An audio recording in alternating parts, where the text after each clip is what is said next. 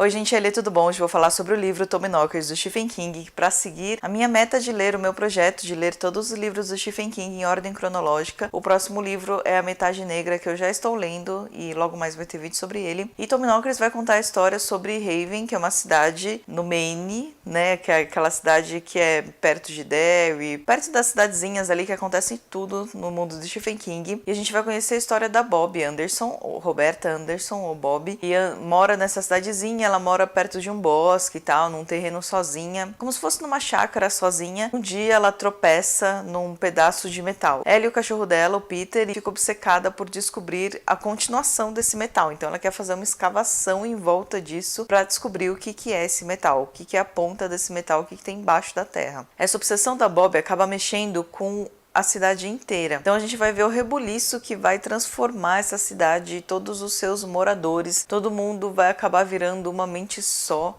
Eu acho que eu tô me atropelando aí na história, mas enfim. Paralelamente à história da Bob, a gente conhece a história do James Eric Gardner, ou só Gard, sei lá, que é um conhecido da Bob. Na verdade, ele foi ou é ainda um amante dela, talvez um amor, enfim. A gente vai acompanhar a história dele, os dois são escritores, só que a Bob tá isolada, escrevendo os livros dela de western, se eu não me engano, de faroeste. E aí, enquanto isso, o Gard tá numa super turnê, divulgando o novo livro dele com uma empresária, uma esposa que é super chata com ele, e ele não está gostando disso. E aí que vai entrar uma parte que eu achei totalmente inútil para a história. A primeira parte a gente conhece a Bob, que vai fazer escavação em volta desse metal, legal. E vai conhecer a cidade de Haven, legal. Depois a gente passa para a história do Gard, que é totalmente inútil, assim, porque ele é um escritor, tá divulgando o livro dele, né, então ele tá passando em várias cidades para ler um pedaço do livro, para conversar, para participar de coquetéis, e enfim. E ele tem um problema com álcool, e aí a gente vai chegar em um desses lugares que ele foi para fazer a turnê, e ele dá aquele vexame, ele acaba bebendo demais, ele nem tava bebendo, sabe, ele tava sóbrio, e aí ele quis beber e começou a falar de energia nuclear, e deu um maior discurso sobre várias coisas, e discutiu com o anfitrião da festa, e aí ele não lembrava de mais nada. Quando acordou tava numa praia. Toda essa parte deve ter umas 200 páginas. O livro de bolso dele, pra você ter uma ideia, tem umas 700 páginas. Eu li no Kindle e o negócio não ia pra frente, sabe? Então essa parte do Gard, dele ficar falando sobre o alcoolismo, sobre o passado, sobre como ele é ressentido com o que aconteceu, com o que ele fez, aí por que ele tá sóbrio, sabe? Esse sentimento de culpa que ele tem, tudo. Meu, isso aí demorou umas 200, se não umas 300 páginas. É que no e-book eu não tenho muita noção. Tudo isso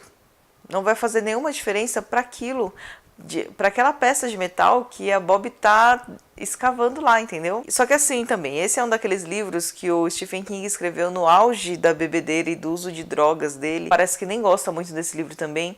Mas essa parte específica podia arrancar das próximas edições, porque não faz nenhum sentido, enfim. Vai chegar um ponto em que o Gard, ele fica preocupado com a Bob, eles ainda se falam, né, um pouco, e ele, como não consegue entrar em contato com ela, acaba aparecendo ali na casa dela, nessa cidadezinha de Haven, na chácara dela, na porta dela, e vai conversar sobre o que tá acontecendo. Então ela já tá meio acabada, meio... Sabe quando a pessoa fica obcecada e só quer fazer aquilo? Então, ela tá lá sozinha tentando descobrir o que tem naquela peça. Esse clima meio de horror científico, sabe, lembra um pouco o conto do Lovecraft, A Cor que Caiu do Céu, porque tem esse lance de descobrirem alguma coisa, e é um lance meio alienígena mesmo, essa peça de metal que ela encontra.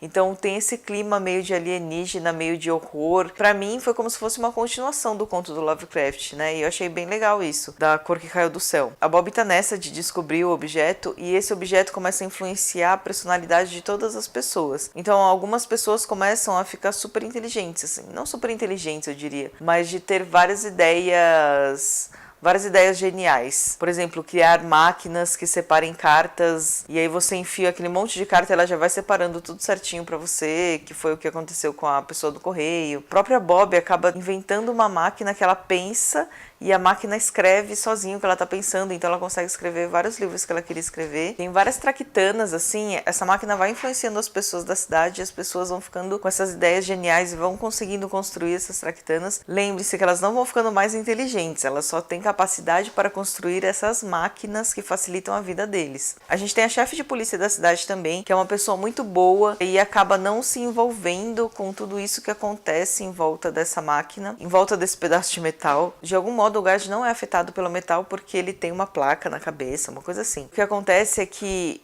as pessoas começam a se unir mentalmente, então o que uma pessoa pensa, a outra também vai pensar, todo mundo começa a parecer um ser só, sabe? Então fica aquele clima de conspiração, porque o Guard não tá nessa de conseguir se comunicar com as pessoas da cidade. E a gente vai ter também aquilo que o Stephen King faz muito bem, que é desenvolver cada personagem, assim, a gente conhece a história de vida daquele cara do correio, conhece a história de vida da chefe de polícia e vem outros policiais de outro condado para tentar ajudar, porque algumas coisas acontecem, como por exemplo, lá no finalzinho, o desaparecimento de um menino. Dizem que esse desaparecimento do menino é uma peça-chave para a história, mas eu não encontrei nenhuma conexão assim que pudesse ajudar muito de como esse menino desapareceu e como que isso pode ajudar no desenvolvimento da história. E a parte mais legal é no terço final do livro, só que aí acaba tudo muito rápido. A gente descobre o que foi desenterrado pela Bob, o que aconteceu com o cachorro dela, o que acontece no celeiro ali da casa da Bob, que também acaba saindo umas luzes verdes de lá e o Guard não sabe o que tá acontecendo. Tudo acaba sendo revelado, né? Os moradores acabam revelando mesmo, assim, na cara dura, de que eles fazem parte dessa conspiração e fazem parte desse todo, que a gente ainda tá descobrindo o que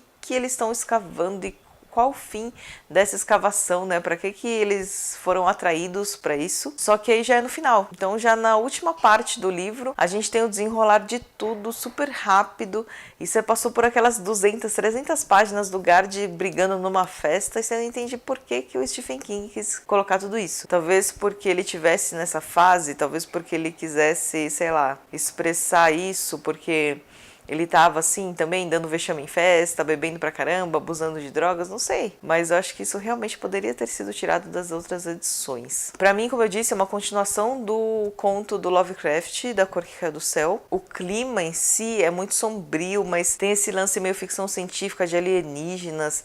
É uma nave espacial, mas é um lance meio espiritual, não sei, enfim.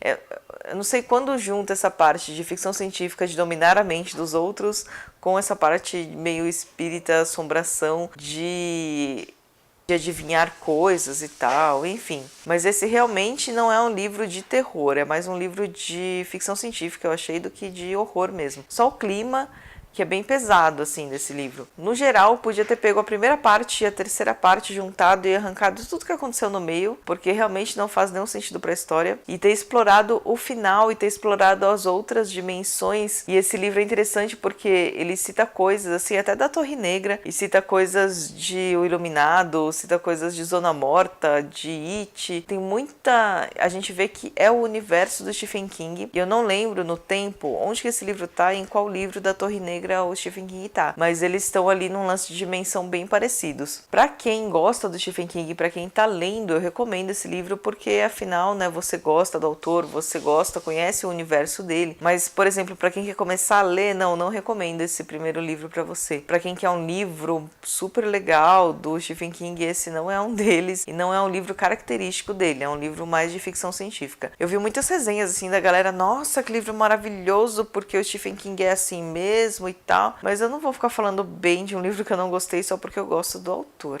né? Então, assim, eu realmente não gostei desse livro, mas eu achei interessante essa parte de ter ligação com os outros livros, com o universo do Stephen King. Se você já leu esse livro, deixe aí nos comentários. Esse livro é meio difícil de encontrar aqui no Brasil, você acaba encontrando em pocketbook em inglês ou algumas versões em PDF aí em português pela internet. Eu nem vou falar que nem é para nenhuma editora lançar, porque eu falei que Cujo também era super chato e a Suma de Letras acabou lançando, então não vou falar mais nada sobre o lançamento de livros em português do King. Mas é isso, gente. Espero que vocês tenham gostado. Falem aí um pouco para quem já leu sobre esse livro ou quem quiser tirar dúvidas sobre esse livro, deixem aí nos comentários. Se inscrevam no meu canal, dê um curtir e até o próximo vídeo do projeto Lendo King, que vai ser da Metade Negra. Até o próximo!